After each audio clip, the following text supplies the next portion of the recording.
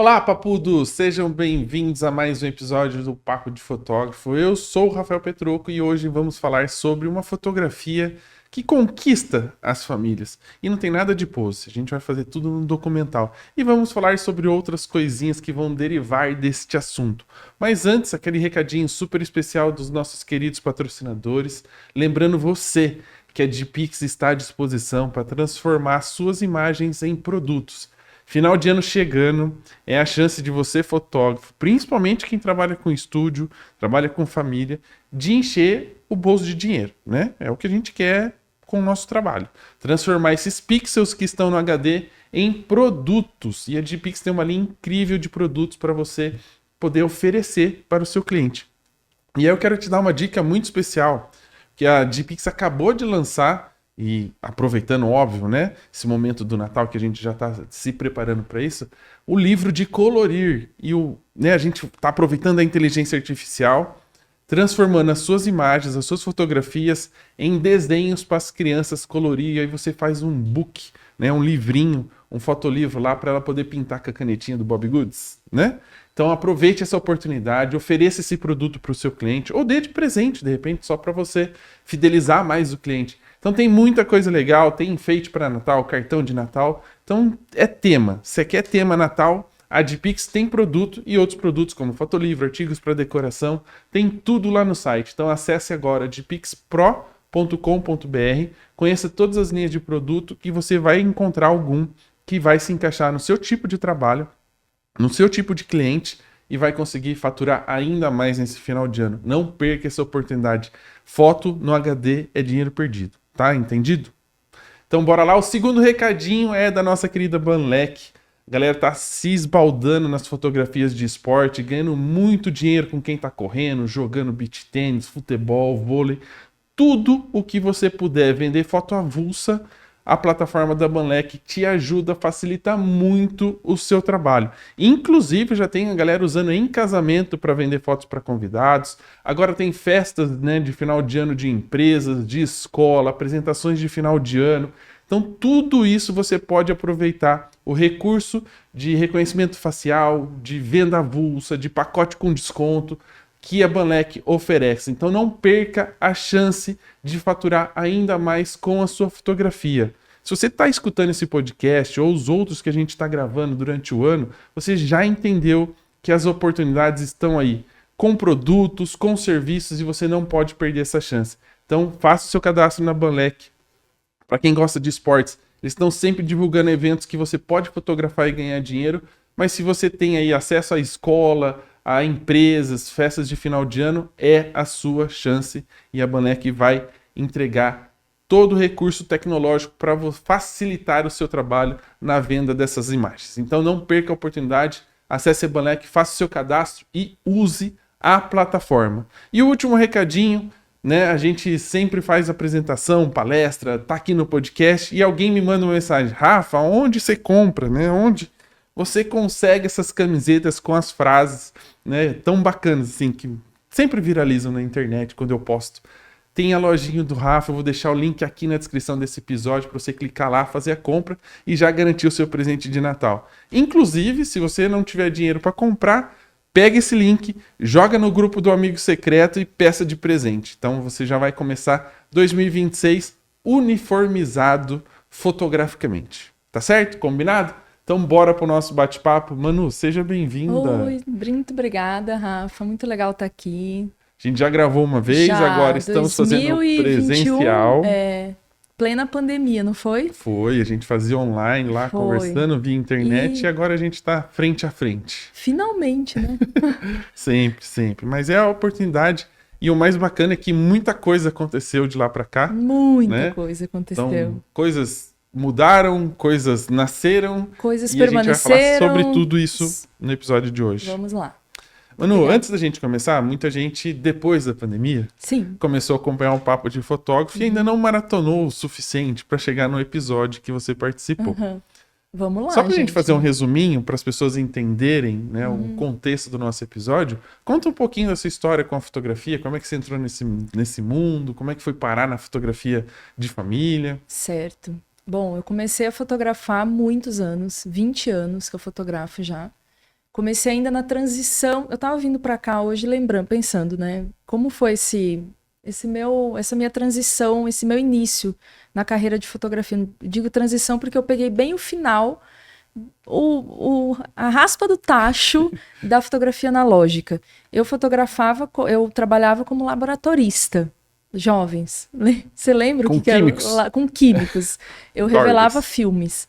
Então eu comecei desde aquela época a fotografar e ainda peguei um pouquinho da fotografia analógica. Então, há 20 anos eu fotografo, trabalho com fotografia de família, hoje, né, especificamente, exclusivamente fotografia de família. Já passei por áreas como fotojornalismo, fotografia de assessoria, enfim, já fui fotógrafa de balada, você lembra quando... Ainda tem, né, a galera aí, mas eu já fui fotógrafa de ir na balada.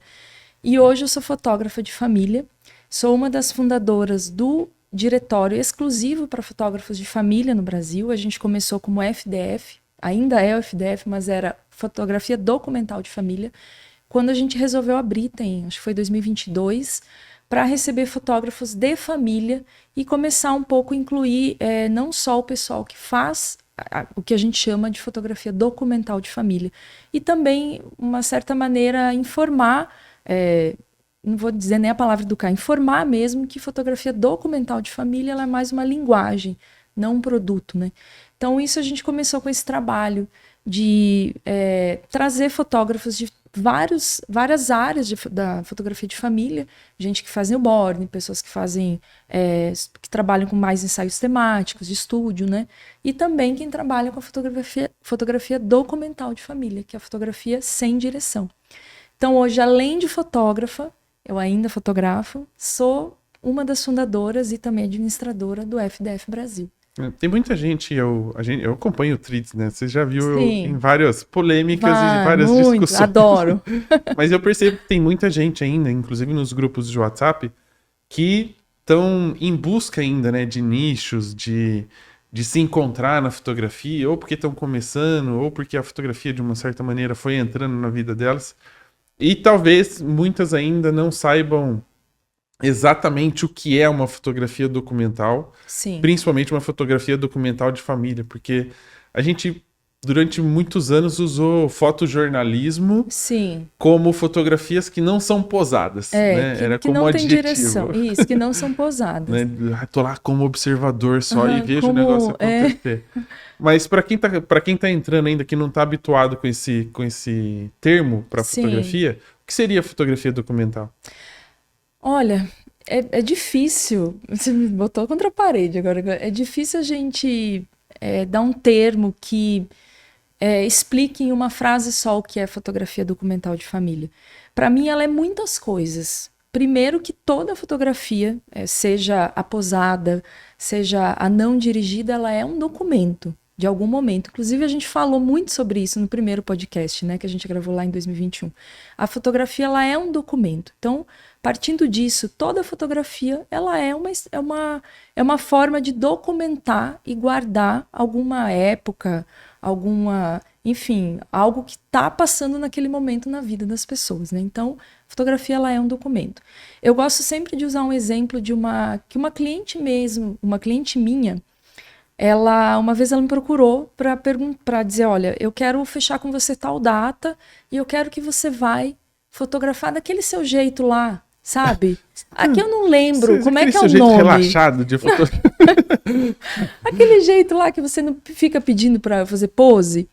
Então, assim, o meu cliente que não trabalha com isso, que não é fotógrafo, não é obrigado também a conhecer todos esses termos. Então, eu comecei, não só eu, mas existe um movimento na fotografia de família, fazer com que a fotografia documental ela seja entendida como uma linguagem. O que é essa linguagem? Além de ser um documento, além de você fazer com que as pessoas entendam que a fotografia é um documento, ela também pode ser uma fotografia não dirigida, com um mínimo de intervenção. Por que eu falo um mínimo de intervenção? Eu, Manu, acredito, não sei o Rafael, mas eu, Manu, acredito que a minha presença ela já gera uma intervenção. Então, quando eu falo mínimo de intervenção, é o mínimo de direção possível. E isso a gente conquista com a intimidade que você tem com a pessoa que você vai fotografar. Por isso que tem muita gente que passa horas e horas fotografando uma família, eu também faço isso. Você conquista com o tempo, né?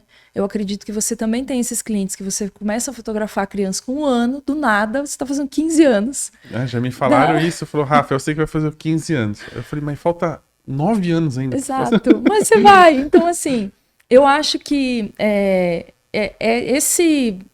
essa intimidade que a gente cria com o tempo, com a família, é também algo que quebra o gelo na hora da fotografia. Então você acaba, na hora que você está fotografando, consegue aplicar melhor a linguagem documental, que é com o mínimo de intervenção, com o mínimo de direção. Então a gente tenta sempre levar para o nosso fotógrafo essa ideia de que o documental ele não é um produto em si. Ele também, lógico que ele tem sim, tem gente que utiliza ele como um produto, né? Que vende o tempo, eu mesmo tenho esse produto. Mas ele é a forma como você vai conduzir esse trabalho. Por exemplo, tem muita gente no nosso grupo que sempre busca, como que eu faço para vender a fotografia documental, sendo que a pessoa me procurou para fotografar um batizado e vai ter a pousada.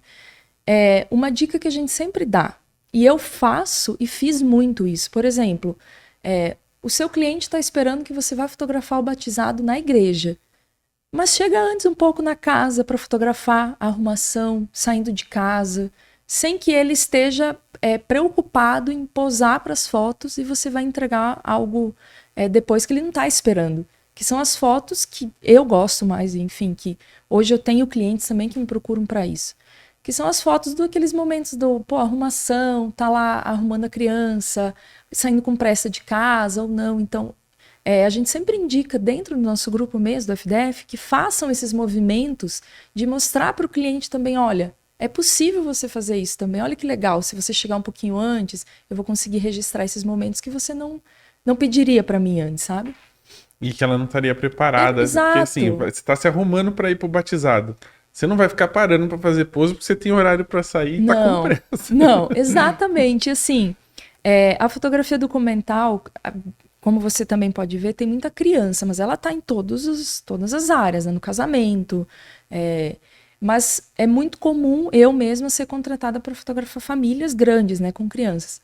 Aí uma vez, um episódio muito, muito curioso. Eu estava fotografando um aniversário, que eu falo que eu faço documental do dia do aniversário, que é acompanhar a montagem, geralmente quando acontece em casa, né?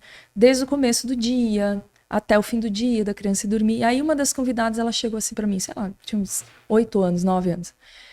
Tio, eu gostaria de contratar pro meu aniversário, ele vai ser tal e tal dia. Eu falei, ok, vou colocar na minha agenda, mas acho que seria legal falar com sua mãe antes. Ela, sabe por quê? Você não fica me pedindo para parar de brincar para fazer foto. Porque a fotografia documental também é isso. Você acompanha, eles que conduzem. Você tá lá com uma câmera fotografando, observando, fazendo aquilo que você acabou de falar, que o fotojornalismo que é você observar. Então, eu achei super curioso como uma criança, ela já percebeu o quanto a não intervenção, né, ficar pedindo pose, para fotografar com a amiga, lógico que tem todo o seu valor e eu gosto muito, eu valorizo muito a fotografia posada também, mas como ela se encaixou aí em me ver fotografando sem pedir que ela parasse de brincar. Então, achei muito curioso isso. Que é uma coisa que, né, só mudando um pouco de assunto, quando eu faço aniversário infantil, que tem, lógico, os roteirinhos, né? Tipo, chegada, sim, mesa do bolo, aí tem a hora da brincadeira, a hora do piquenique, que fala assim, mãe, não cria expectativa. Exato, isso é importante. Se você chegar 10 minutinhos antes, a gente conseguir fazer 5 fotos na mesa do bolo com a família, sucesso, ótimo. Estourou. Mas se a criança começar a brigar que ela quer ir pro brinquedo, larga a criança, não vamos ficar... estragando a festa dela para ter 3 fotos no bolo. Exato. Isso aí a gente depois dá um jeito, se vira na hora do parabéns. Exato, a gente dá... E eu pagou a vela, a gente faz, mas não cria expectativas. O negócio aqui é a criança se divertir na festa, que aí a gente vai fazer um monte de foto enquanto elas estão brincando. Exato, ela não quer parar para fazer... E assim, eu falo a mesma coisa. Deixa que a criança vai conduzir o evento, sabe? É o dia dela. Ela gosta de brincar. Se ela quiser brincar, a gente vai fazer o possível para fazer uma foto no bolo. Mas se não der, vai ter outras fotos da criança brincando. Eu sempre falo mesmo, não crie expectativa. Vai dar certo. De um jeito ou de outro sempre dá certo. E aí você acha que um dos maiores desafios da fotografia documental é justamente quebrar esse paradigma do posado? Porque assim, a gente vem de um talvez uma cultura fotográfica que o filme criou, né? Você tem que ter os momentos certos para não paradinho, para não gastar o filme ou perder o filme naquele momento, você poder fazer tudo direitinho. A gente passa talvez um pouco também pela questão das redes sociais, de ter a estética, né, do negócio bem apresentado, bem feitinho, bem iluminadinho.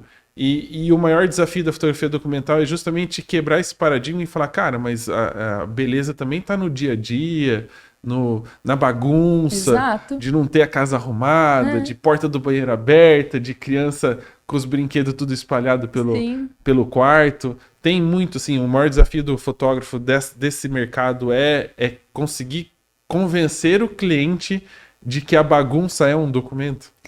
Rafa, olha, por incrível que pareça, eu acho que esse convencimento e essa forma de fotografar, ela é a mesma da época dos anos 90 e 80, só com outra roupagem. Na nossa época, não sei quantos anos você tem, mas na minha época, a minha mãe era fotógrafa e como muitas casas tiveram isso, que a mãe que documentava, que guardava, até hoje também a gente vem, mas com menos frequência. Mas a minha mãe documentava a nossa vida, o nosso cotidiano, só que ela tinha 24 poses. Você é a filha mais velha? Eu sou a filha mais nova. Então você tem pouco documento, né? Não, eu tenho bastante, sou dos anos 80. Em casa é o contrário, né? Em casa é assim, muito do primeiro, mais ou menos do segundo, o último tem os filmes que sobrou.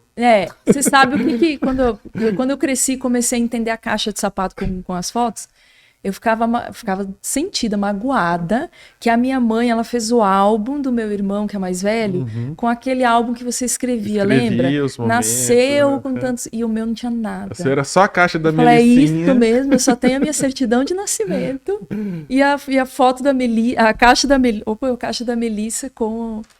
Mas assim, quando eu falo outra roupagem, porque na época a gente tinha também essa fotografia documental, que era, do nada apareceu, olha aqui o passarinho Paul, tirava, tava todo mundo assistindo TV na sala, ficava assim... Todo mundo tem uma foto pelado, pequena na cama. Eu lembrei da minha. Todo mundo tem essa foto. Então, assim, a fotografia documental, ela existe desde aquela época. Na verdade, ela começou, né? O filme, a câmera analógica pequena, ela facilitou isso, né? Que todos tivessem uma câmera em casa e pudessem fotografar o dia a dia. E na época também, assim como hoje, na época tinha os retoques, pessoas querendo alisar a pele. Existia isso como existe hoje, só que era mais difícil e mais demorado. Hoje ainda existe. Então esse desafio, ele existe ainda, que eu não chamo muito de desafio, mas só trocou de roupa.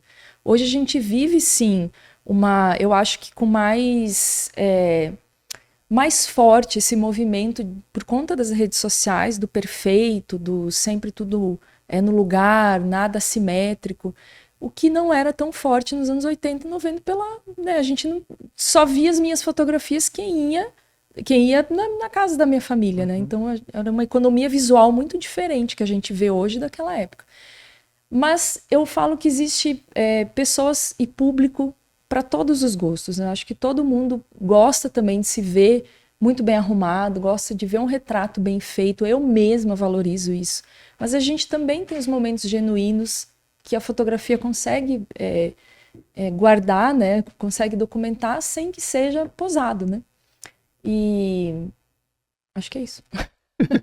Não, e eu vou fazer uma observação, mas isso pode ser uma percepção minha como fotógrafo, ou porque eu acompanho muita gente que tem, talvez, uma linguagem muito comum, assim, que talvez possa pesar, de repente, até na escolha do cliente, de ver da mesma forma que eu. Que assim, quando eu vejo uma fotografia documental de família, eu sempre vejo algo meio pesado. O que eu digo pesado não é de ruim. Pesado é no sentido, assim, muita luz dura, sombra forte e highlight forte, então você tem aquele contraste muito grande e talvez dê uma impressão, para quem não está acostumado, de algo realmente do fotojornalismo, né? Que o fotojornalismo traz. Vou usar como exemplo só para dar uma identidade visual, tipo fotografia de guerra. Sim. Porque no meio de alguma coisa, você tem sombra do prédio e um prédio destruído. Sim. E a fotografia documental de família traz muito isso, né? Da luz dura, do preto, preto, sombra, sombra, e talvez tenha essa impressão da pessoa ficar achar meio pesado. Eu não lembro de cabeça, assim, de ter uma fotografia documental leve. Clean, no caso. Tipo, de tons pastéis, digamos assim. Você acha que isso também, o tipo de linguagem para esse tipo de trabalho pode influenciar na decisão do cliente? Eu acho que não, assim, de verdade. Porque, como eu acabei de falar, tem pessoas que vão gostar do contraste, da luz dura, e tem pessoas que vão gostar do clean, do pastel, e isso pode acontecer tanto em retrato quanto em fotografia documental, né? Eu acho que vai muito de uma questão cultural e de escolha mesmo, de gosto. Por que eu digo isso? A fotografia de família, ela nasceu não, né? Ela existe muito em razão da fotografia dos momentos felizes das famílias, tá? Então, a fotografia, ela entra na vida, na rotina, no cotidiano das pessoas para fotografar momentos, aniversário, batizado, casamentos, passeios, viagens. todo mundo sorrindo. E tem pessoas que não querem fotografar a mãe cansada, o pai cansado, a criança dando birra, que não quer. Tem pessoas que não querem isso. E já me falaram isso. Eu prefiro guardar na fotografia como falam, um recorte alegre da minha vida. E tá tudo bem. E a gente sabe que voltamos lá para a rede social. O que a rede social é? Ele é um recorte da vida feliz que a gente tem, né? Eu não vou lá falar dos meus problemas, raramente, né? Isso acontece. Então a fotografia, ela é isso também. A gente, há muitos anos, assim, nos últimos 10 anos, eu acho que depois da pandemia isso veio à tona com mais força. A gente, não só a fotografia de família, ela vem para mostrar que a gente precisa guardar, documentar, a gente precisa mostrar também os dias de cansaço, os dias de tristeza, os dias que... enfim, eu fui jurada de alguns concursos, tanto no Brasil quanto fora. Nunca vou esquecer de uma série que eu julguei, que foi de um velório. Assim, a mãe, eu não sei que relação que ela tinha com o fotógrafo, mas a mãe aparece muito nas fotos, creio que fosse o filho dela. Então, assim, muito, muito forte. E a gente para pensar, né? Quantas vezes a gente vê essas fotografias, né? São difíceis de acontecer. E eu sei que são muito duras de serem vistas e de serem fotografadas. Então a fotografia de família, ela nasce e existe em razão dos momentos felizes da vida. E tem muita gente que não quer, fala, eu não quero ver os meus momentos genuínos do dia do meu filho dando birra, eu correndo porque eu tô atrasada. E tá tudo bem. Tem poucas coisas que eu me lembro da faculdade, né? Mas tem uma frase que uma professora minha de psicologia na faculdade falou, que isso me marcou muito. E em alguns... Fez psicologia? Não, eu fiz publicidade. Ah, tinha aula de psicologia. Na minha época não tinha. E eu também não sei por que tinha, mas estava lá professor, então, enfim. Mas tem uma coisa que me marcou muito e que, cara, a gente conversando sobre isso agora eu escolho registrar os momentos felizes e não os tristes, que eu acho que se encaixa muito. Ela diz que pra gente, pra mente humana, pra maioria das pessoas, você já percebeu que você só reclama da vida, né? Que a vida nunca dá certo, que não sei o quê. Então, a nossa mente sempre lembra dos momentos ruins. Uhum.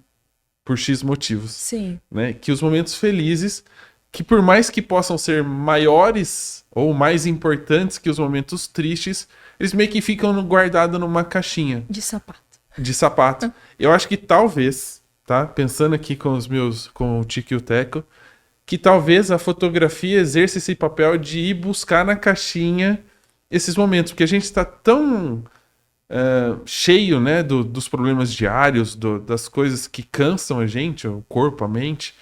A nossa caixinha transborda tanto, a caixinha da tristeza, que você fala, cara, a única maneira de eu resgatar uma memória feliz é olhando para uma imagem, e aí eu vou parar de pensar nas outras coisas e vou lá na caixinha na minha melicinha, exatamente. na cabeça para resgatar isso. Então talvez a fotografia tenha esse papel de super-herói, digamos assim, das memórias, que é por isso que as pessoas falam assim, cara, eu já tenho tanto momento triste. Eu lembro deles o tempo todo que não tem sentido eu fazer uma foto disso para resgatar isso na minha memória. Então eu vou buscar uma imagem que me mostra um momento de felicidade para eu lembrar que, apesar de todos os problemas, apesar de tudo que acontece no dia a dia, pô, tenho minha família, viajei para o exterior, comprei meu primeiro carro, né? Completei. Exato. Não vou falar minha idade, porque senão eu vou entregar. Então você tem esses momentos e talvez a fotografia utilize desse papel de resgate dos momentos felizes. Então, professora de psicologia, se um dia você assistir esse episódio, essa frase ficou marcada. O resto da matéria, eu não lembro, eu só lembro dessa frase. Mas faz muito sentido mesmo, assim. Por isso que até você falou no começo sobre a fotografia, não é fotografia boa, é fotografia no papel, né? E é algo que eu sempre bato na tecla, tanto com os meus clientes, quanto com todo mundo que eu converso, a importância de ter fotografia impressa e a fotografia do porta-retrato. Você, como eu, deve entrar em muitas casas para fotografar. E a gente cada vez, não sei se você faz essa leitura, mas eu sou extremamente observadora, clientes me desculpem. Mas assim, observo muito o quanto os retratos eles estão saindo das paredes das casas. E eu me sinto muito acolhida quando eu entro numa casa e eu consigo reconhecer as pessoas da família, dos momentos felizes, enfim, o avô, a avó que mora longe, em porta-retratos espalhados. E eu faço esse exercício de, na minha casa, sempre ter porta-retrato com fotos expostas de momentos felizes, justamente para lembrar. É isso que você acabou de falar. Assim, eu moro longe da minha família, então tem dos meus, assim, mudei há pouco para São Paulo, né, lá de Recife, então eu tenho fotos dos meus amigos de Recife espalhados, fotos da minha família, porque você tá andando pela casa e você olha, que gostoso ver isso, sabe, de lembrar. E no momento banal do dia, você olhar para a fotografia impressa e falar, nossa, tem muita gente que eu amo, que está aí no mundo. Então, a fotografia, ela é esse lembrete, você falou muito bem. E cada vez que eu estou entrando nas casas, eu vejo menos. Eu fico muito feliz quando eu entro e tem um painel, tem muitas fotos, principalmente quando for minha, né? Minha foto. Tem minha assinaturinha. Assim, então, é muito gostoso ver quando as pessoas, elas valorizam a fotografia impressa, que é algo que o celular está tirando, né? Deixar sempre na nuvem. E em casa tem várias caixas de fotografia, assim, fácil acesso para as meninas. Sim. Então, vira e mexe, elas pegam a caixa em algum lugar e vão fuçar lá para ver as fotos de antigamente. E tem uma... Inclusive, acho que eu já postei alguma vez no Instagram de uma matéria, não lembro se era um estudo científico, que mostra que crianças com fotografias em casa, né, que têm acesso às fotos de ver, porta-retrato, Sim. quadros... crescem com autoestima maior do que as que não têm. Então, é até uma prova científica para você, fotógrafo, convencer os seus clientes a transformar os pixels em impresso, álbum, foto, espalhe a foto da casa do cliente, porque tem esse estudo, que eles têm o aumento da autoestima, porque eles se veem com mais frequência, né? Gente, minha mãe arrasou, então. Ela espalhava a foto pela casa inteira. Em casa tem bastante também, tem quadro, tem tudo impresso lá pra galera. Isso é legal.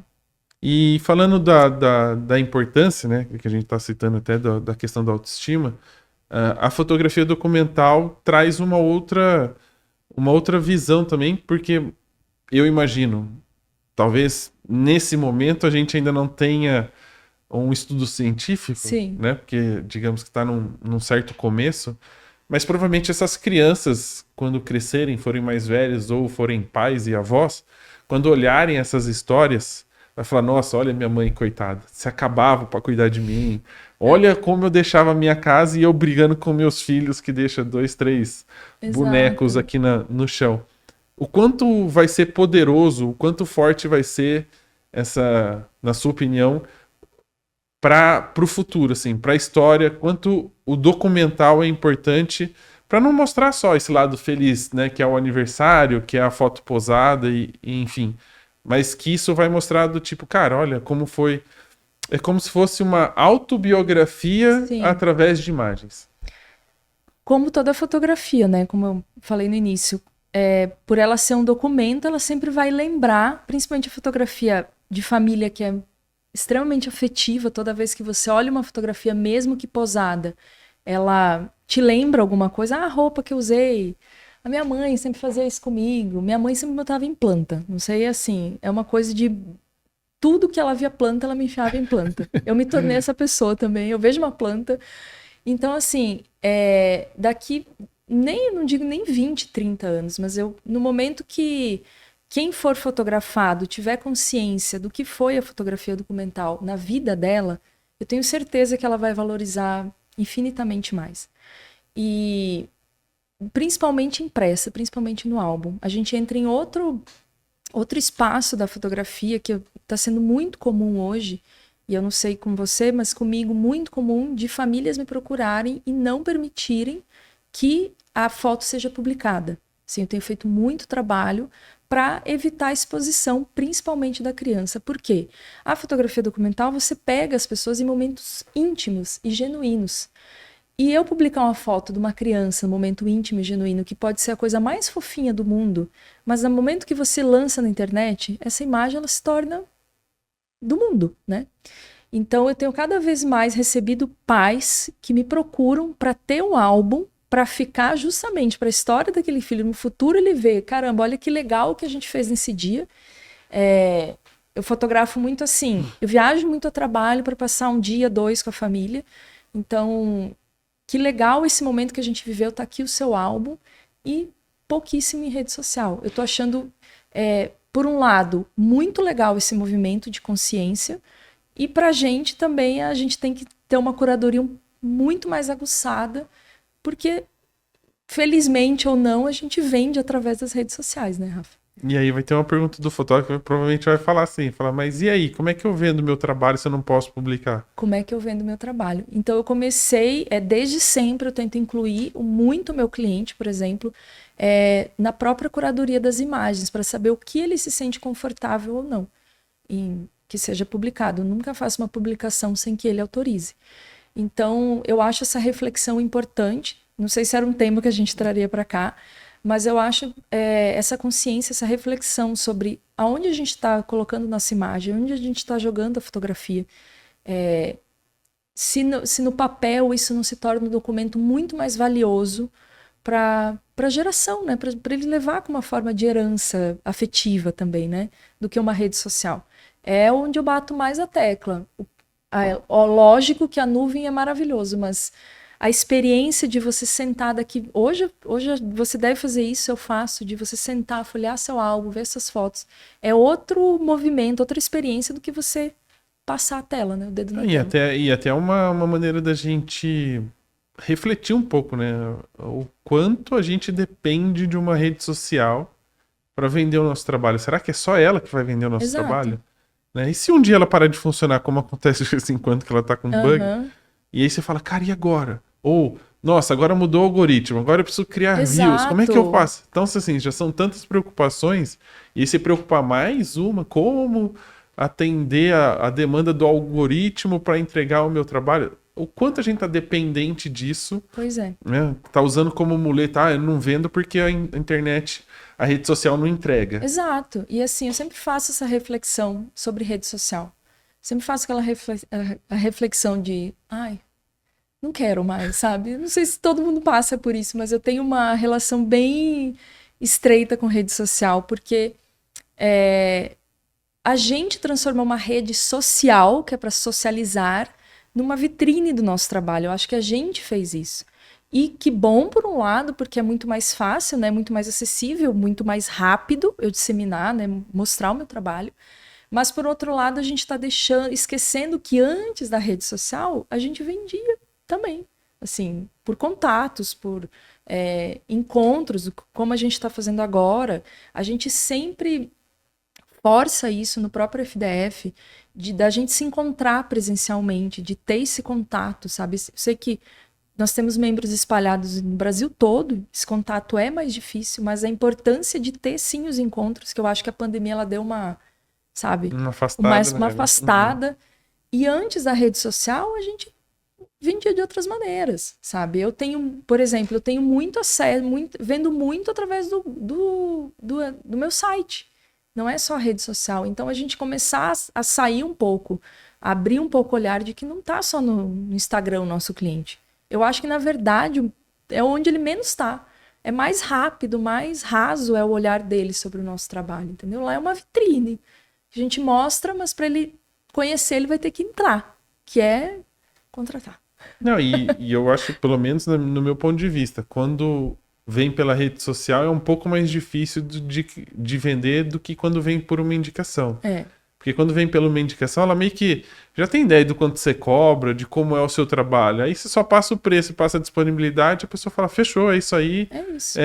Né, ela até mais fácil o seu trabalho, porque no dia você vai fotografar mais tranquilo. Exato. Quando vem uma pessoa nova, que mal olhou o seu Instagram, passou por 2, 3 fotos, você fica, e aí, será que se eu fizer aquilo que eu normalmente faço, ela vai gostar, ela vai me indicar para outra pessoa? Exato. Aí ela vai chorar desconto e cara, eu não sei, eu tenho uns... Eu tenho pouco. Adoro a internet, uso bastante, também. mas tenho meus pés atrás em algumas situações. Gosto, uso muito, mas eu também olho para outros lugares que a gente pode acessar com tanta facilidade quanto a internet, sabe? Quanto uma rede social. Eu tenho raros, assim, acho que nos últimos anos nenhum cliente vindo pelo Instagram ou pelo site sim, mas eu digo pelo Instagram, quase nada. O que vem, indicação, o pessoal vai no meu Instagram já com o que você falou, com indicação, e vê, gostou, vitrine e tal. É isso mesmo que eu quero, gostei do seu estilo, entra no site, bora fechar.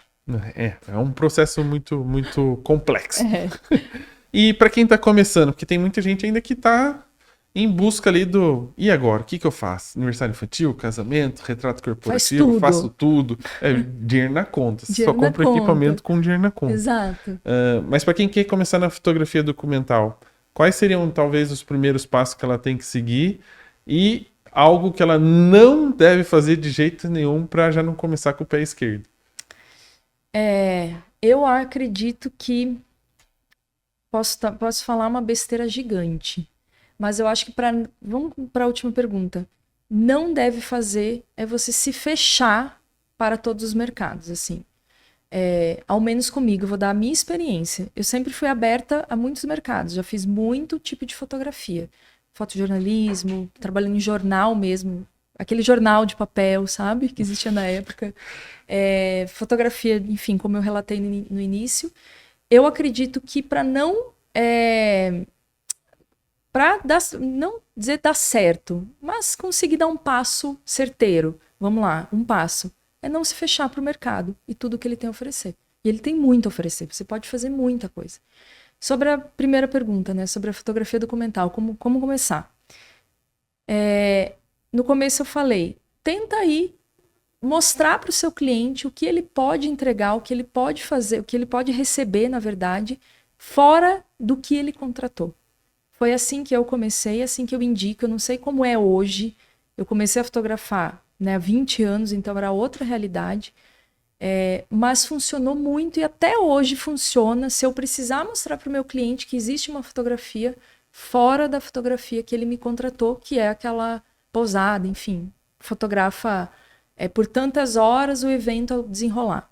O antes e o depois sempre falam muito. Eu tô falando questão de evento numa linguagem documental, tá? Quando eu sou contratada para fazer um documental de família, por exemplo, eu não vendo com essa palavra, documental de família. Eu vendo por tempo que eu vou acompanhar a família. Quando eu sou contratada, às vezes eles me contratam por um tempo de 6 horas, não sei. Mas eu sempre tô com a câmera perto de mim. Se eu vejo que acontece alguma coisa que é valioso, tanto para mim quanto para o cliente, eu fotografo. E depois ele vai ter essas imagens.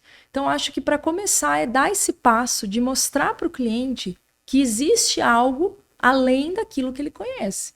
Como eu falo, não é obrigação do nosso cliente saber todas as nomenclaturas da fotografia, todas as formas de registrar o momento. É obrigação nossa mostrar para ele que sim, pode fazer desse jeito, que você também vai registrar e também vai ser bonito. E além de você receber aquela foto linda, posada, você vai receber a foto daquele abraço escondido lá que você nem percebe. Eu não sei definir a minha fotografia, né? Uhum. Eu gosto de usar documental porque primeiro que eu não gosto de dirigir as pessoas. Sim. Eu acho que eu sempre dirijo do jeito errado. Uhum. Mas eu gosto sempre de registrar o que está acontecendo da melhor forma possível. Sim. Em alguns momentos muito perto, com uma 16mm, por exemplo. Em outros momentos um pouco mais afastado, usando uma 85, mas sempre tentar pegar o que está acontecendo e não intervir muito.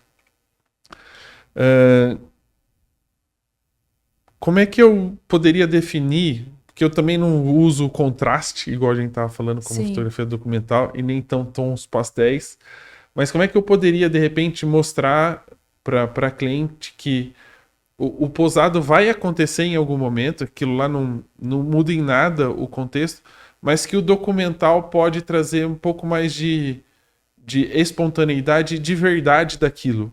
Porque talvez um dos grandes problemas da fotografia documental, por ela não ter a estética que as pessoas estão acostumadas, é o cliente realmente entender que você precisa um pouco mais de conexão com ela para entender o contexto do que só ir lá apertar o botão.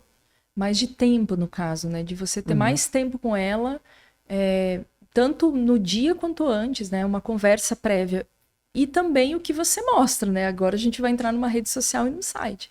O que você mostra, o que o cliente vai ver e o que ele vai comprar. Ele não vai comprar o que você não vai mostrar.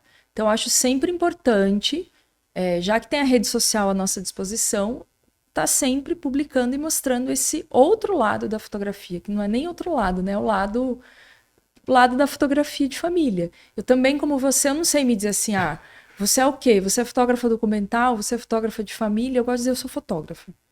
Eu fotografo. Isso que importa. Eu vou lá, vou fotografar e esse aqui é meu trabalho que você já conheceu, né? Por rede social e site. Então, eu acho sempre que uma conversa prévia para entender e alinhar expectativas e realidades, tá? Funciona às vezes, mas eu acredito que o que mais funciona é o cliente comprar o que ele está vendo, o que você mostra. Então, cada vez quando você mais mostrar momentos genuínos, momentos do dia a dia, e mostrar o quanto isso é valioso, através até do texto, das palavras, das explicações mesmo, a chance dele gostar mais de você ou não gostar, né? Tem isso também. A gente vai nichar, vem pessoas que realmente gostam desse estilo. Eu trago para minha realidade, minha experiência. Os meus clientes hoje, eles são, cara, 99% de pessoas que elas não gostam de ser dirigidas. Então, como você, eu não gosto de dirigir. Eu me sinto estranha dirigindo, assim. Eu tenho intervenções quando eu faço ensaio, sim, mas eu me sinto mais no meu ambiente quando eu não preciso dirigir, quando eu consigo ficar quietinha fotografando. E tem clientes que não gostam de ser dirigidos. Então, essa é a pessoa, esse é o cliente que o fotógrafo, a fotógrafa tem que conversar. Mano, mas como achar? É uma pergunta que sempre fazem para mim. Como achar esse cliente? Onde ele tá? Eu vou criar um site, assim, achar clientes. Exatamente. Como achar? É buscar. É tentativa de erro e acerto. É você buscar em ambientes, fazer contatos, fazer parcerias para pessoas conhecerem o seu trabalho e sempre vai ter alguém que vai se identificar e passar para o outro. É o que eu sempre falo. Busca. É ir no fotografar mesmo, não tem outro caminho, né? Você consegue identificar alguma coisa em comum, assim, que, por exemplo, dos clientes que eu fotografo documental? Porque vai ter um que às vezes vai te contratar e nunca mais vai querer ver você na vida, porque, do tipo, ele imaginou uma coisa ou idealizou uma coisa e não atendeu a expectativa dele. Mas dessa galera que já acostumou, que te contrata com uma certa frequência, tem alguma característica ou algum ponto que liga elas do tipo assim, olha, normalmente a pessoa que valoriza o trabalho documental tem essa característica ou tá buscando isso? Tem algum ponto em comum, assim, que você consegue? Tem vários pontos em comum, assim. Eu percebo que, por exemplo, um cliente de fotografia documental de família, quando eu fotografo muito tempo, né, assim, eu digo tempo de várias vezes, são pessoas que valorizam muito a fotografia impressa, são pessoas mais low profile, sabe, de menos rede social, são mais encontros mesmo, físicos, presenciais. São pessoas muito ligadas à arte, geralmente. Muito, muito ligadas. Humanas. A humanas, exato. São nós. Assim, são pessoas que gostam de pessoas. Exato, é isso. São pessoas geralmente muito ligadas, assim, a a arte em si, a foto impressa é uma coisa que eu percebo muito, que eles gostam de ter o álbum impresso. E também menos rede social, são de menos rede social. Eu tô falando dos meus clientes, tá? Assim, não sei, outras pessoas que fazem documental podem ter outra realidade. Mas os meus, eles estão mais nesses espaços aí de encontros, envolvendo arte, envolvendo leituras. São pessoas que valorizam muito ter mesmo algo físico, sabe? Um encontro. Uma conexão maior com a família, isso. por exemplo. São muito famílias. Você vai ver eles mais em encontros, assim, em eventos, em movimentos que envolvem a família toda, não só duas pessoas, mas toda a família, sabe? Nesses lugares que eu também ando, né? Então eu falo que o nosso cliente, ele é nosso reflexo. Você pode perceber isso. Eu também sou um pouquinho mais low profile, tô nesses eventos mais diurnos, digamos assim, então é onde geralmente as famílias estão, onde os meus clientes famílias estão. Então a gente acaba se conectando nisso. Clientes que gostam muito de viagem. Então, assim, eu gosto muito de viajar. Meu cliente viaja muito. Que gostam muito de música, cinema. Então, até as redes sociais, elas servem para criar essa conexão, né? Corrida. Eu tive muito cliente meu que corre, que eu encontrei correndo. Então, a corrida, ela foi, por incrível que pareça, né? A corrida, ela tá aí, né, no hype danado, mas ela foi um ponto de conexão com os meus clientes. Eu achei, assim, o máximo. Eu corri, eu encontrava, falava da gente se encontrar na corrida. Eu levo uns cartãozinhos no bolso. Eu já pensei até, chegou uma época que eu cheguei a pensar em colocar até nas minhas camisetas de corrida o meu Instagram, porque, assim, era muito cliente meu. Porque, para e pensa, as pessoas da nossa idade, assim, de 25, de 30, 40 anos, elas estão nessa fase da vida do bem-estar, do acalmar. Então, a corrida, ela veio, né? Olha, a gente tá de fotografia falando de corrida, daqui a pouco dicas de tênis. Mas a corrida, ela vem nessa fase da vida que as pessoas estão com filhos na idade de serem fotografados, que as pessoas estão engravidando.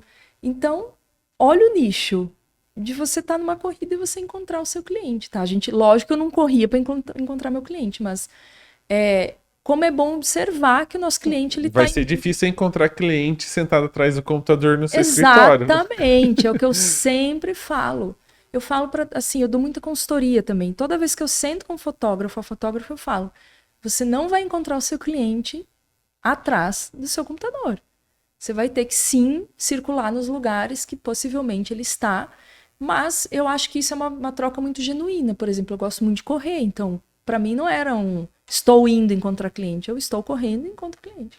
E a gente tá falando de mudanças, né? Até de hábitos, né? Sim. Que hoje as pessoas estão mais saudáveis, Sim. estão praticando mais esportes, estão dando mais valor até ao próprio tempo, né? Exato. A gente vê hoje pessoas já brigando com o horário de trabalho ou tentando ser empreendedor para ter mais tempo livre e poder aproveitar o resultado do trabalho. Que tá ajudando a gente a melhorar o tempo.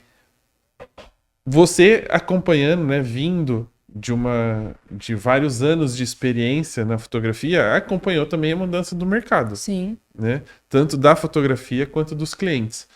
Para você, nesse tempo todo, assim, tirando a questão do aprendizado técnico que a gente vai se desenvolvendo de alguma forma, o que mais mudou, né? O que você consegue observar, você fala, cara, isso aqui mudou demais, completamente.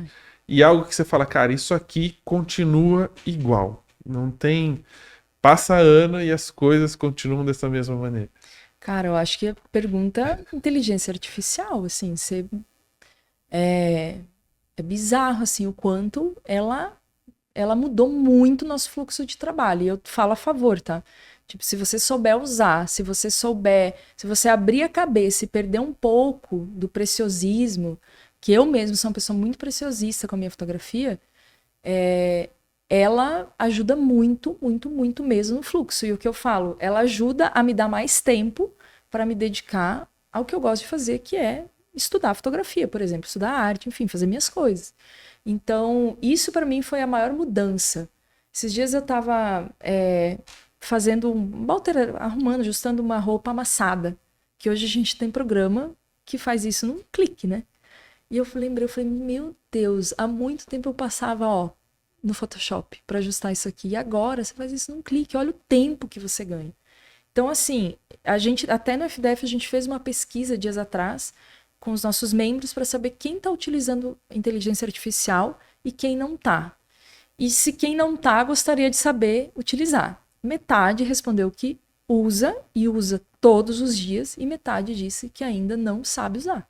Então, assim, tem muita gente ainda que não sabe, uma por resistência, que tem medo que a inteligência artificial vai, não sei, substituir, ou medo de sair muito da identidade. Eu acredito que esse era o meu medo, de sair da minha identidade visual. E tem uma parcela que ainda está começando. A galera que está começando na fotografia agora já começa com outra realidade. Cara, você já tem tudo pronto. Você tem um programa aí que faz seleção em 5 minutos para você. Quem faz casamento que chega com uma ruma de fotos. 20 mil fotografias. Você já pensou? Assim, eu quando fazia casamento, hoje eu não tenho 6, 7 anos que eu não faço mais, mas eu parava, era uma por uma. Não sei se você ainda tá no uma por uma, mas eu olhava uma por uma. Não que hoje eu não tenha esse olhar zeloso, mas a inteligência artificial e os programas que vêm para ajudar isso, elas conseguem trabalhar com você.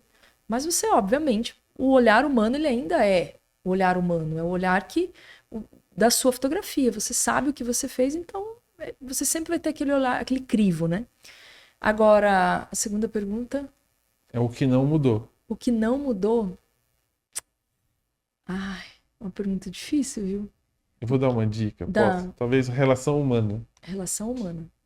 Querendo ou não, na fotografia é super importante você ter, por mais que exista inteligência artificial, que a gente consiga criar coisas, né, imagens através dela, a relação humana ainda é importante, né? A conexão do fotógrafo com o fotografado, das pessoas que estão sendo fotografadas. A minha camiseta hoje, ó, fotografia sobre encontro e presença. E fotografar é um encontro e você estar presente de corpo, alma, enfim, e prestando atenção naquilo que você está fazendo. Então, você disse tudo. O que não mudou, e eu acho que não vai mudar, é a necessidade que o ser humano tem de se relacionar. E aí entra o fotógrafo, né? Da gente fotografar essas relações, esses momentos, estar presente. Mas no nosso fluxo, que eu falo que é depois da foto, sim, a inteligência artificial, ela veio, e eu sou muito fã, sou muito a favor, assim. Lógico que sempre com consciência, né? A gente tá vendo absurdos, assim, da galera usando inteligência artificial. Eu li essa semana uma fotógrafa relatando que uma outra fotógrafa pegou a fofoca. Pegou a maior fofoca aberta. Pegou a foto, parece que da cliente dela, que ela fez, e botou no aplicativo... Isso eu sou ignorante, eu não sei sobre esse aplicativo que você coloca a foto da pessoa e ela faz a foto, sabe? Na verdade, acho que se for o mesmo caso que eu acompanhei, que eu vi alguma coisa, ela pegou a imagem e pediu para ela gerar um prompt. Então ela pediu para a inteligência artificial ler aquela imagem, gerar um prompt para ela poder gerar uma imagem muito parecida com aquela que é. Então, assim, a gente precisa ter um limite nisso. A gente precisa, e eu acho que esse limite vai chegar. A gente está sentindo cada vez mais. É um terreno assim que a gente está palpando ainda, né? A inteligência artificial, por mais que ela esteja aí com a gente há anos, mas o nosso fluxo, que todas as pessoas, tanto a gente, fotógrafo, o produtor, quanto o nosso cliente final, ele consegue ter acesso a esses aplicativos, esses programas, enfim, isso vai ter um limite, vai ter uma regularização, digamos assim, sabe? Acho que precisa ter. Mas a relação, o contato, essa conexão mesmo que a gente faz com clientes, isso não vai perder. Eu acho que aí a fotografia documental ganha um pouco, né, do mercado, porque assim... Espero, ganhe muito. O estático, digamos, uma fotografia de estúdio, uma fotografia posada, você consegue, digamos assim, gerar um prompt, né? Com a luz X, com a lente X, com assim, assado, a pose e tal, não sei o que, põe os rostos de referência, ela vai gerar a imagem ali muito próxima do que seria uma fotografia de estúdio. O documental fica um pouco mais difícil você gerar um prompt, porque está relacionado ao ter acontecido aquilo lá. Exato. E assim, tem uma coisa também que a inteligência artificial ajudou, não sei se você vai concordar comigo, porque não é muito minha área, mas eu faço também, que é vídeo.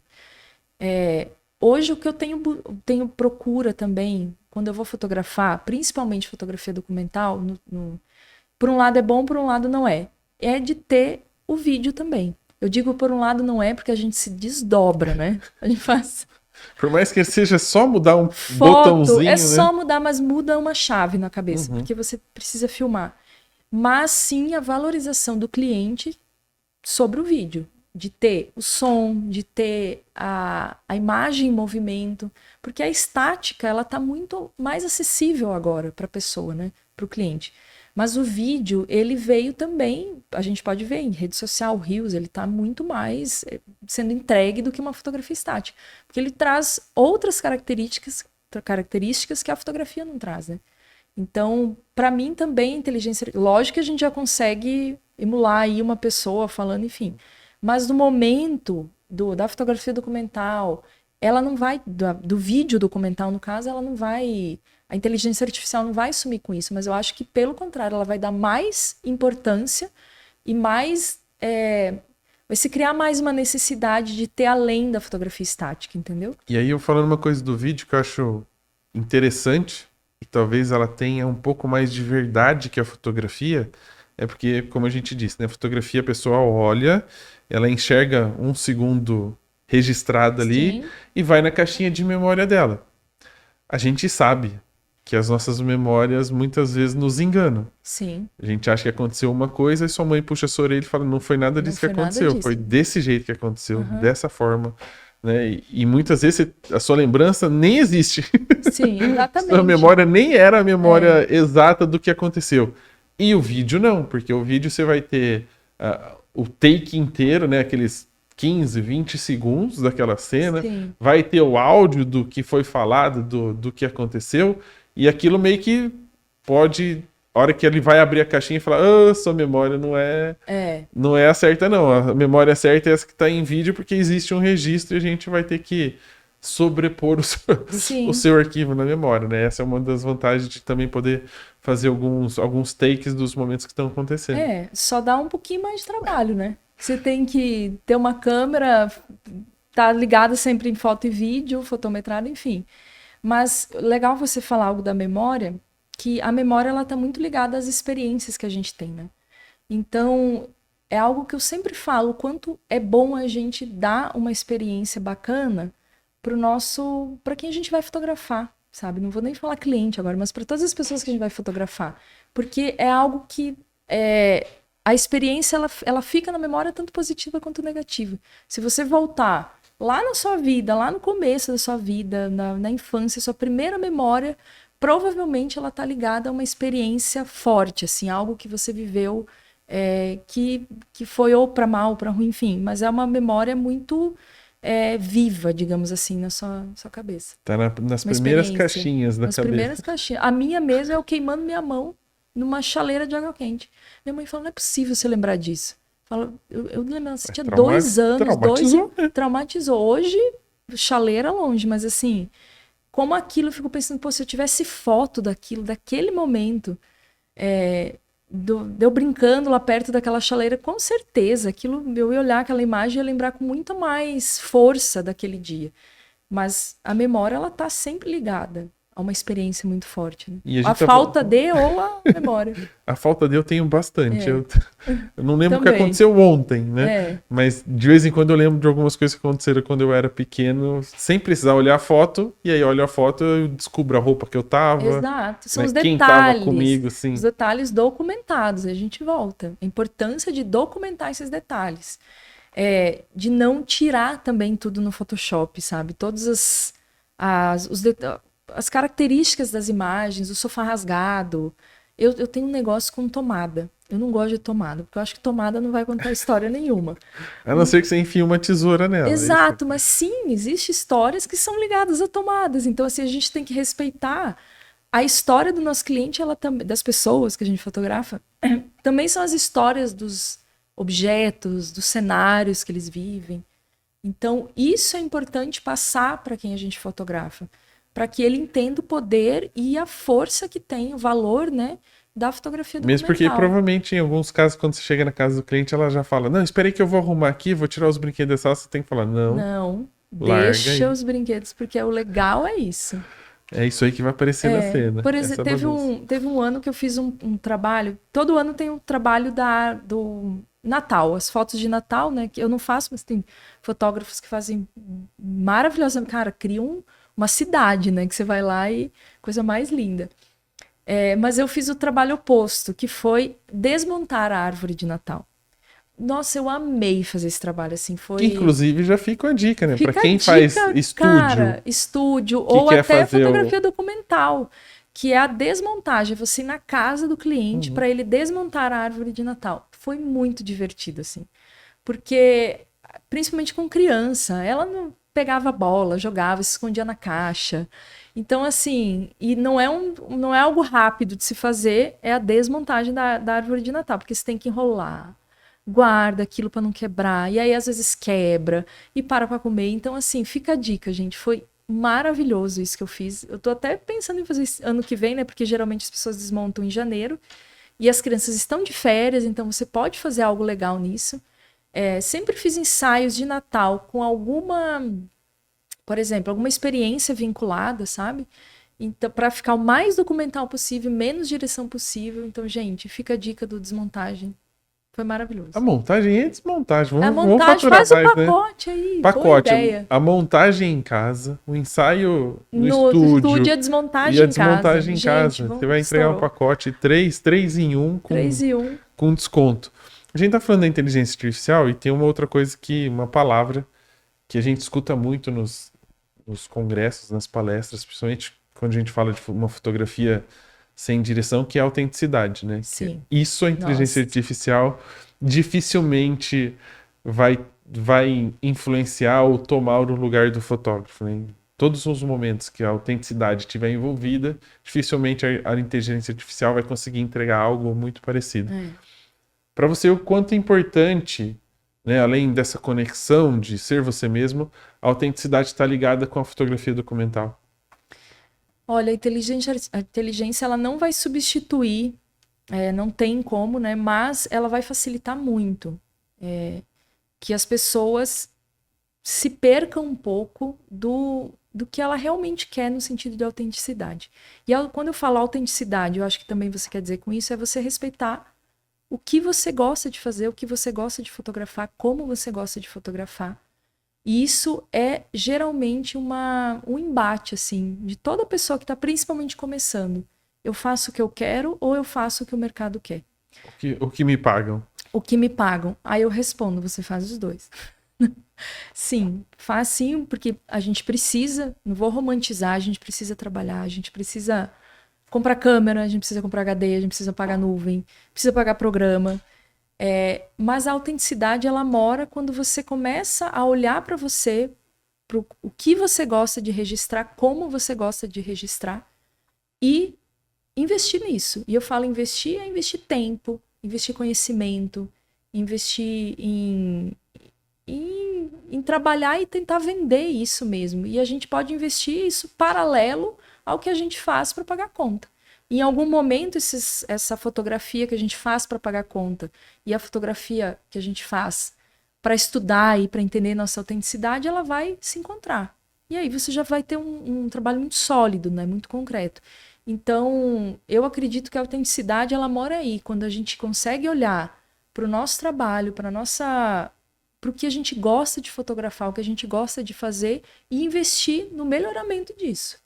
Não vem fácil, assim, a gente precisa estar em contínuo aprendizado, né? E assumir e bancar também o que a gente gosta. Eu acho que essa parte, quando você falou assim, que a foto documental ela é mais contrastada. E realmente, eu sou uma pessoa que eu gosto muito de contraste, luz, sombra. E teve um momento da minha vida que eu assumi isso, que eu banquei isso. E eu falo bancar é bancar financeiramente também. Porque, ao mesmo tempo, muita gente que estava comigo por uma fotografia que estava em construção e viu que eu cheguei e banquei uma fotografia mais contrastada, mais assim, assado, muita gente foi embora. E eram muitos Pix indo embora. Na época, eram muitos dinheiros de transferência, muitos TED, enfim, muitos foram embora. Então, acredito que é um trabalho contínuo de você se conhecer e conhecer a sua fotografia e botar ela para jogo e bancar ela. E como é que faz o equilíbrio do tipo, ai, ok, preciso pagar a conta, mas eu quero ser autêntico, mas aí fulano tá fazendo tal coisa e eu gostaria de fazer o que ele faz, mas o outro faz de outro jeito e eu também gostaria de fazer o que ele faz. Porque quando a gente tá nessa construção, a gente tá em constante observação das coisas, né? Do tipo, pô, eu gosto desse cara, mas ele faz de um jeito, esse cara aqui faz de outro. Pô, eu gosto dos dois, como é que eu. Aí você mistura, fica um Frankenstein, aí você não gosta do que você faz. Como é que mantém o equilíbrio? Como é que você fala, não, peraí, deixa eu me ajeitar, vou fazer as coisas direitinho, com calma, para o negócio dar certo. É isso aí que você falou. É se ajeitar. Esses dias eu tive uma conversa com uma fotógrafa que eu gosto muito. E ela relatou isso mesmo, de que ela estava vendo a fotografia dela e achando a fotografia dela com muito verde estourado. Aí eu falei, por que isso? Ela, porque os outros estão fazendo mais o verde mais saturado, né? Aí eu falei, respondi o que eu vou te falar agora. Tudo que a gente vê, tudo que a gente consome, tudo que a gente olha, ela vai refletir, vai sair da gente de alguma maneira. Então, eu tento consumir trabalhos e produtos, e enfim, tudo o que conversa com o que eu gosto, o que eu acredito ser a minha identidade visual. Então, eu consumo trabalhos assim, eu vejo movimentos assim que conversem mais com a minha fotografia. Então, tudo o que a gente vê, tudo que a gente... enfim, ela vai sair da gente, vai refletir na nossa fotografia. Então, a rede social, ela permite também que a gente se cobre muito e se compare e se coloque, mas eu gosto disso, eu gosto... Tá bom, eu gosto de tudo. Eu, Manu, gosto de muita coisa. Tem tratamentos, assim, de imagens que eu olho, caramba, que estouro! Mas eu falo, com a minha fotografia, ela não conversa. Por isso que eu falo, se conhecer a imagem que você produz, conhecer o resultado que você dá, é muito importante para você saber onde mora essa autenticidade e bancar isso. Porque muitas serão as tentações. Tem muita coisa linda que você fala, caramba. E também digo mais, a gente tem que se permitir. Se você olha e fala, não, realmente... isso não conversa mais comigo. Se permitir conhecer outras coisas. A gente tem... tudo é movimento, né? A gente muda também. E se dá o luxo de ter um tempo para desenvolver um trabalho autoral, totalmente. É outro caminho, trabalho né? autoral é algo que eu falo, não é nem luxo, tá? Eu acho que é um dever de casa, que a gente precisa colocar em mente que o fotógrafo, a fotógrafa é legal e importante ter um trabalho paralelo ao seu trabalho. Eu não gosto de falar essa palavra comercial. Mas um trabalho que paga as contas, digamos assim, mas um trabalho não comercial, porque trabalho autoral é todo, né? Vamos lá, para um trabalho não comercial, para você colocar em prática e desenvolver tanto pesquisa, ideias, testes com as cores, com lente, enfim, com tudo, sabe? Quem trabalha com documental, pelo menos para quem vê de fora, parece que sim, então documental teoricamente é mais fácil, porque eu vou lá, clico o que está acontecendo, chego em casa, seleciono as que ficaram boas e mando para o cliente. E não é bem realidade, poderia ser bem assim, facinho, né? Como é que é? Qual que é o trabalho real, assim, nos bastidores, né? O que acontece antes e o depois desse momento de cliques espontâneos? Eu acho que é um trabalho, assim, que esse tema é muito importante até para os nossos próprios clientes, né? Saberem que o trabalho ele não existe só no dia, só no que tá, só na foto, acabou o clique, eu jogo lá num programa que vai fazer a curadoria para mim, vou passar um olho, não. Isso não, é um trabalho, como eu falei, um trabalho contínuo de aprendizado. A gente não clica só no dia, nosso clique ele vem com uma bagagem de muito estudo, de muita conversa, fazer o que a gente está fazendo aqui. Fora isso, todos têm uma vida que muitos envolve filhos, envolve família, rotina, como qualquer outro trabalho. E eu não sei você, mas eu trabalho de casa, né? Eu tento trabalhar em casa. Eu acho que para você a realidade é outra. Eu tento trabalhar em casa, as meninas não gostam. Aí o dia que eu falo que eu tô sem dinheiro, aí elas deixam eu ficar 5 minutos no computador. Isso. Mas assim, a gente tem uma vida por trás da câmera porque existe ainda o mito de que o artista, o fotógrafo, ele vive de luz. De luz, assim. Literalmente, mas você só fotografa há 20 anos. Então, assim, a gente tem sim que conscientizar e também é um trabalho, um dever do fotógrafo e da fotógrafa de olhar para a fotografia dele como uma empresa, como um negócio, não só como... Lógico, é sua arte, eu acho que ela nunca vai deixar de ser arte. Até né? mesmo pra você entender o Exato, preço e o valor para do você seu entender trabalho. o preço e sobreviver ao mercado. Porque é muito fácil, e eu vejo muito, principalmente assim dentro do FDF, o quanto muitas pessoas abandonam porque não vem resultado no primeiro ano. E eu digo, não vem mesmo, assim. É um trabalho de formiga, de constância, de luta mesmo, Segundo sabe? a Jaque Goulart, quando eu gravei com ela falou assim que quando ela fez a faculdade de administração, ela entendeu que o primeiro ano é prejuízo, Total. o segundo é Adoro, empate, já o terceiro é lucro. Exato. Aí eu falei pra ela me ensinar como é que fazia, porque em 15 anos eu só tô no prejuízo. Você tá repetindo primeiro, né? Será que os próximos 15 eu vou Será empatar e os outros 15? Daqui 45 30, anos eu vou estar... Mas ela falou exatamente, você tem que ter sim um trabalho de administração, você tem que olhar para o seu negócio. A fotografia, ela é o seu negócio. Por isso, quando eu falo fotografia fora, aquela que você consegue fazer sem cobrar, para você aplicar tudo o que você quer aplicar e levar também para dentro do seu negócio, como chama quando a gente está fazendo experiência? Campo de Hã? Não, aquele tipo um campo de experiência. Esqueci, mas... Experimentações? Experimentações, um campo de experimentações e você levar para dentro do seu negócio. Que a fotografia, ela deve ser vista com um negócio. E é um assunto extremamente sensível de ser tocado e de ser falado. Falo por mim que eu sofri muito até chegar e falar, pô, vamos sentar aqui, vamos ver o seu trabalho como negócio. Até hoje eu tenho uns puxão de orelha, sabe? Mas é importante a gente ver a fotografia como nossa empresa. Ela é nosso negócio. E como é que, nesse caso, né? A gente falando da fotografia, o autoral, talvez seja uma coisa de satisfação pessoal. Total. E a gente precisa entender que ela é um negócio para ter uma vida financeira sustentável e que aquilo, de uma certa forma, te motive sempre a continuar fazendo o que você faz. Sim. Mas eu acho que talvez... Além da parte técnica da fotografia, uma das maiores dificuldades é a parte financeira. Aí ele fala assim, tá, ok, tenho a câmera, tenho tempo para fotografar as famílias, mas como é que eu vou cobrar isso? Como é que eu vou calcular? Porque existe uma questão também do preço e valor. Sim. Preço é o que eu cobro, valor é o que o cliente recebe. Exato.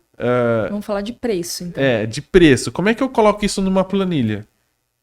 Que você pontua no seu trabalho para falar, bom, nos meus custos eu tenho que pôr isso para eu gerar esse preço do pacote para poder vender para o cliente? Tem tudo, tem deslocamento, né? A gente tem que pensar dos custos óbvios, né? Você está com deslocamento, deslocamento envolve o quê? Passagem de avião, gasolina, alimentação, hospedagem, esses custos óbvios, mas fora dos custos, energia. Por mais que eu trabalhe em casa, eu tenho um custo de energia, eu tenho um custo de internet. Isso tudo entra no meu custo PJ, né? No meu custo da minha empresa. Agora, os custos não óbvios que a gente não coloca. Programa, a maioria não coloca, né? Software. Desgaste da câmera. Desgaste da câmera. Até o desgaste, se a gente parar para pensar, o deslocamento que a gente faz com o nosso carro, o desgaste do carro. Tem tudo isso, todos esses custos que você tem que colocar numa planilha que tem diversas disponíveis na internet, enfim, e somar aí qual seria o seu custo final. Mas aí a gente está trabalhando com arte. A fotografia ela ainda é arte. Ainda é, não. Ela nunca deixou de ser e não deixará de ser. Mas a gente está trabalhando com arte. A arte ela é totalmente subjetiva. Você dá o valor que você quer dar o valor. Desculpa, o preço, né? O valor a gente sempre tenta dar o máximo que for. Então, fora desses custos óbvios, a gente tem que lembrar que a arte, a fotografia, ela tem um preço subjetivo. Eu tento sempre me manter também num valor de mercado, até para deixar o mercado saudável, a gente tem que pensar nos nossos coleguinhas e também eu conseguir manter o que minha planilha pede para eu manter, né? Não, e uma coisa que me veio à cabeça que a gente tá falando de produto e não sei o quê, vale lembrar que, em teoria, a fotografia tem uma garantia vitalícia. Exato. Né? É duradoura. Então, teoricamente, né? Vamos lá. Não, digo vitalícia sim, porque a pessoa tem o registro daquele momento, aquele registro tá feito pro resto da vida. Sim. Agora, se ela esquecer a senha da nuvem, deletar, aí não é outros 500. Mas eu tô falando, é um produto que, digamos assim, ele não se renova. Não. Né? Não é uma coisa que quebrou Ele é uma a caneca. obra única, digamos assim. Tipo, você quebrou uma caneca, eu vou lá e compro outra. Né? Ela é uma obra única. Que você poderia, de repente, até fazer mais barato, porque você sabe que uma hora a pessoa é recorrente, a pessoa vai lá e compra outra para cobrir o prejuízo. Mas a fotografia não, é aquele momento, é aquilo lá. Não, se não foi feito, não foi feito. Exatamente, mas você sabe que é engraçado, o que você falou me lembrou de um trabalho autoral que eu tenho, autoral não comercial, que não me paga, que é ligado aos divórcios que as pessoas têm com as próprias fotografias. Durante a pandemia, acho que você já deve ter visto eu falar em algum momento no meu Instagram, eu falei em alguns momentos, sobre eu andar na rua e encontrar muita foto jogada no chão, né? Então eu comecei a fazer, eu sempre gostei muito, assim, desde criança eu tenho um apego, um fascínio por fotografia de arquivo, tá? Foto impressa, histórias de fotos impressas. E eu comecei a encontrar muita foto rasgada na rua. Aí você percebe, as pessoas estão mais em casa durante a pandemia, elas estão olhando mais para as fotografias e elas já veem que muitas não fazem mais sentido. Então, quando você fala, ela é um produto permanente, né, vitalício, teoricamente, quando a pessoa nos contrata, mas a fotografia ela tem vida própria, que eu falo, ela precisa de na faculdade a gente aprende, no índice, né? Ela precisa estar ligada a alguma coisa. E esse é alguém que vai dizer até quando ela é vitalícia, até quando ela é válida. Então, na pandemia, eu encontrei muitas fotografias jogadas no chão. Estive até em Campinas, participando de uma exposição coletiva com essas imagens, que o que eu fiz? Eu pedi para a inteligência artificial reconstruir e me dar uma nova realidade daquela fotografia que foi rasgada e jogada no chão. Então, ela é vitalícia com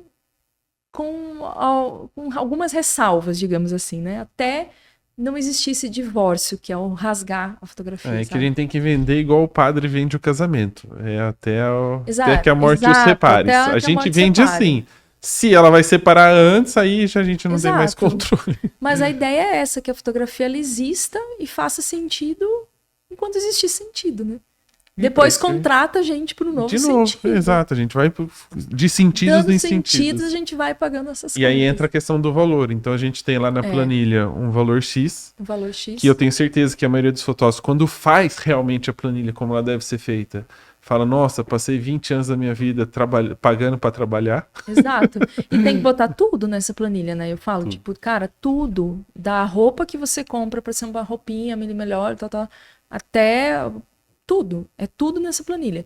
Às vezes essa planilha vai te dizer, você tem que cobrar X, e você fala, caraca, eu não consigo cobrar X não, porque o mercado, e eu preciso pagar minhas contas, e eu fiz isso muitas vezes, ok, a planilha me deu isso, valeu planilha, mas eu tenho um plano aqui de me manter cobrando isso, porque eu preciso pagar minhas contas. Tá, mas aí você tem... Aí eu só vou entrar nesse detalhe para as pessoas não ficarem confusas.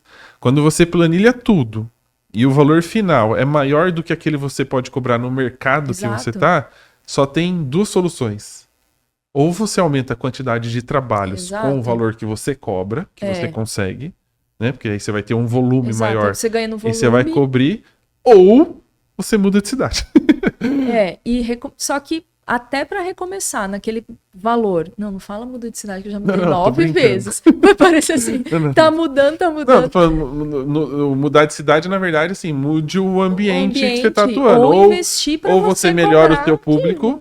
Né? Na vez de você atender um público classe C e B, você vai para o público classe A para ter um lucro maior em cima do seu trabalho. Ou atende um outro tipo de mercado. Pô, sei lá, fotografia de família não tá dando certo, vou pro corporativo. Exato. Vem com um complemento de trabalho, algo que você não vá divulgar, mas que vai te ajudar financeiramente. Exato. Aproveita um estúdiozinho, um cantinho que você tem ali, faz um estúdio. Olha o que a própria Banlec, né, ela permitiu. Cara, a galera tá estourando mesmo, assim. Exato. Porque, principalmente, eu falei de corrida, essas fotos de corrida. Vai fazer corrida, final de ano. Assim, você fica lá fotografando, vende um monte. Então, assim, é mudar os ares mesmo. Mas é importante ter essa planilha para você ter um norte, né? Muito bem. E a gente citou, eu falo sempre do Papo de Fotógrafo como PDF. né? Inclusive, vou conversar com a Adobe para ver se libera É justo. a nomenclatura, né? De repente, quem sabe. Mas a gente tem falado muito do FDF, que é o diretório que você falou logo lá no começo, né? Que a gente... É parceria, PDF e FDF, só não pode ser FDP. Mas... FDF. Você falou muito do diretório e as pessoas estão falando, pô, legal, estão falando de fotografia documental e não sei o quê. Afinal de contas, né? O que é esse diretório? O que é o FDF? Vamos entrar um pouquinho mais na explicação do diretório. Vamos lá. O FDF, ele nasceu em 2019, um ano antes aí de estourar a pandemia, e ele nasceu de uma vontade de um grupo de fotógrafos em trazer mais, em fortalecer, na verdade, o mercado de fotografia documental de família, que ainda é um mercado que a gente conhece que tá voando, mas calminho, né? Então a gente nasceu, éramos 9, nasci para isso. Mas a gente nos reunimos para montar o FDF, que no início era DFP, que era um braço do DFP americano. Então a gente representava eles aqui de fotografia documental. E o FDF foi crescendo, a gente fez um lançamento em 2020 e na pandemia ele foi muito, muito, muito procurado e acessado, porque nós mantínhamos encontros semanais por vídeo e a gente conseguia ter noção de como estava no Brasil a fotografia, porque assim como pegou o mundo todo de surpresa, pegou todos os fotógrafos e fotógrafas assim, o que eu vou fazer agora? Eu sou autônoma, eu vivo da fotografia. Então, foi um apoio também, uma espécie de apoio para que todos crescêssemos e melhorássemos naquele momento que estava tudo difícil, né? Depois que passou a pandemia, veio 2022, a gente resolveu abrir o FDF para fotógrafos de família, não só documentais. Antes a gente recebia só fotógrafos documentais. Então, na vez de ser FDF de fotógrafos documentais de família, virou fotógrafo de família. Manteve até a mesma marca, tudo. Por quê? Justamente porque o que eu falei no começo. Tem muita gente que faz documental, inclusive eu, não só documental, mas outros trabalhos de fotografia. Trabalho com fotografia de retrato, ensaios, enfim, gestantes, família. Então a gente abriu o FDF em 2022 para receber fotógrafos de todo o Brasil, mas que trabalhem com fotografia de família, tá? O nosso diretório, ele trabalha e fala, e tudo é ligado à fotografia de família exclusivamente. Para motivar, incentivar, fomentar. E assim, é um lugar que eu falo que eu gostaria muito de ter encontrado quando eu comecei. Porque é lá que as pessoas vão, pô, eu tô com dúvida nisso, o que vocês acham disso? Onde que faz isso? Enfim, todo mundo ajuda todo mundo. Então eu tenho muito orgulho do FDF por isso. Para quem está começando, principalmente, para quem está no meio do caminho, para quem já está há muito tempo, é um espaço de troca. A gente tem encontros que trabalham sobre planilha, a necessidade de você ter uma educação financeira mesmo do seu negócio, olhar para a fotografia como uma empresa, como um negócio. A gente tem encontros para entender mais inteligência artificial, para você aprender a usar. Tem inúmeros encontros que a gente senta para tomar um café por vídeo mesmo. É uma dúvida, vira um encontro. Vira um encontro. Porque é um lugar, um espaço para crescimento mesmo, para você se sentir, a gente quer que o fotógrafo entre no nosso grupo e se sinta acolhido. E que no final o nosso trabalho, por mais que a gente se encontre e tenha a oportunidade de conversar com outros fotógrafos, é muito solitário, né? Muito. E muitas vezes você não tem nem alguém do seu lado para poder conversar. Exato. E trocar uma ideia, né? Foi o que uniu a gente, assim, da gente ter um espaço para ter colegas de trabalho no dia a dia. Eu sei que hoje tem muitos grupos que trabalham assim no Brasil, fora também. Mas tenho muito orgulho da FDF ser esse espaço de acolhida mesmo, sabe? De vem cá que eu vou falar para você sem problema nenhum, assim, a gente não tem aquela coisa, contrate, compre o meu e-book, compre o meu curso. Não, vamos falar aqui mesmo como funciona a coisa, para ajudar mesmo, para que todo mundo cresça, sabe? E a questão, eu sei que vejo lá de vez em quando as premiações. A gente tem. Qual é o propósito da premiação e qual a importância dele pro grupo, pro diretório? A gente tem 2 propósitos com a premiação. Primeiro é que o nosso fotógrafo seja reconhecido pelo nosso cliente, que isso ajude ele na própria divulgação do trabalho, na venda, no marketing. A gente sabe da importância de uma premiação. na hora da venda, né? Para o nosso cliente ver que o fotógrafo está sendo reconhecido de alguma maneira. E também o feedback. A gente, toda vez depois de um concurso, a gente senta com o nosso júri. Quem enviou foto participa. E o nosso júri ele dá um parecer e escolhe algumas fotos para falar o que essa fotografia poderia melhorar, por que essa ganhou, por que essa não entrou. Então, esse feedback, para mim, é mais importante, porque além de você ter essa possibilidade do selo, né, do marketing, enfim, você tem um encontro com o júri para você entender por que uma foto ganhou e por que outra não ganhou. E que não significa que a foto seja ruim ou que o outro cara tá no caminho errado. Né?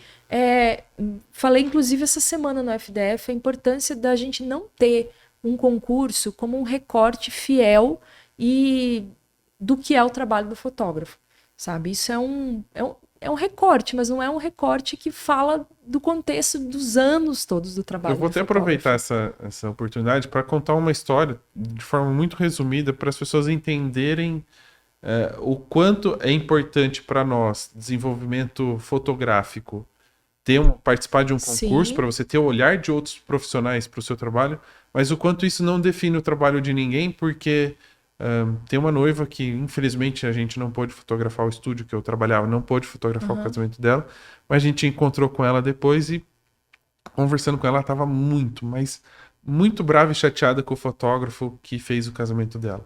Por vários motivos, não vou citar quais são e nem quem é o fotógrafo, mas um dos argumentos, quando ela conversou com ele chateada por alguma coisa, ele falou, mas eu ganhei um prêmio com uma fotografia do seu casamento. E aí ela falou, né? Do tipo, tá bom, você ganhou um prêmio, mas parabéns. É um prêmio pra você. Exato. Sobre o seu trabalho de uma fotografia que pra mim não tem sentido nenhum. Exato. Né? Não condiz e, desculpa falar, e aí eu tô falando porque eu vi a fotografia que foi premiada, que nem diz que é do casamento dela, porque poderia ser feito em qualquer outro casamento. Então, é importante a gente ter, pra quem gosta de estudar e desenvolver a fotografia, mas é um recorte muito do olhar de outro fotógrafo do seu trabalho e não do cliente. É subjetivo, né? Querendo ou não, é um recorte, exato. Você não conhece, assim, quem já trabalhou com júri, percebe que você está julgando uma imagem avulsa e sozinha. Você não tem a história por trás, você não tem o trabalho, o contexto, você não tem, né, a bagagem que carrega, você não sabe nem o nome do fotógrafo. Então é muito difícil julgar o cliente que está de fora escolher por conta do prêmio, a gente entende. Mas se bem feito, se bem colocado, né, também um prêmio ele acompanha um ótimo profissional, tá? Se for um péssimo profissional não vai adiantar nada, como você acabou de relatar. E ele é importante para isso, para você se posicionar no mercado também, mas ao mesmo tempo ele não é o que vai dizer, o trabalho desse fotógrafo, a postura dele, como ele entrega, como ele faz, é excelente, como a foto premiada. Não é isso, a foto premiada não é reflexo de trabalho completo, né, de um fotógrafo. Isso outras características vão dar para um fotógrafo. E aí a gente vai entrar em outra seara, que é entrega, prazo, você responder cliente, você ser honesto, enfim. Aí nós vamos entrar em outro podcast. Conexões humanas. Conexões, exatamente. E aí, falando um pouquinho do diretório, né? E aí muita gente fala, eu queria estar num lugar que me acolhesse, me abraçasse, né? Como é que faz para participar? Como é que é o processo seletivo? Como é que funciona? Entra no nosso site, que é o fdfbrasil.com.br, e lá você vai ter, quero ser membro. Entra que a gente vai receber o seu pedido e ele vai entrar em análise. Como é essa análise? A pessoa precisa ser fotógrafo de família. Tá? Tem muita gente que procura fotógrafo de natureza. Não cabe, porque até dentro do grupo nada vai agregar e, mas Manu, eu quero me tornar um fotógrafo de família. Então, a gente vai te receber, você pode fazer alguns testes não, mas pode sim fotografar em casa, mostrar que você tem uma prática com essa relação de fotografar pessoas, tá? Aí você manda no pedido... nem se fotografar uns filhotinhos de onça, de macaquinho, assim, seria mentira. Um documental selvagem. Selvagem. Mas sim, é preciso ter um trabalho em fotografia de família, não necessariamente comercial, mas que você esteja desenvolvendo algo dentro da fotografia de família. De gente. Custos tem?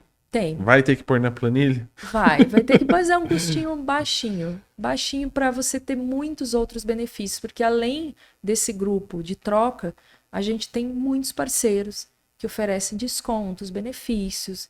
Então, no fim, converte, entendeu? O que você acaba economizando nesses produtos, inclusive a Digipix, acabou de passar, a Epix é a nossa parceira também, o Imagine, que eu tô vendo passar aí, são nossos parceiros. Então, no fim, você converte e dá bom.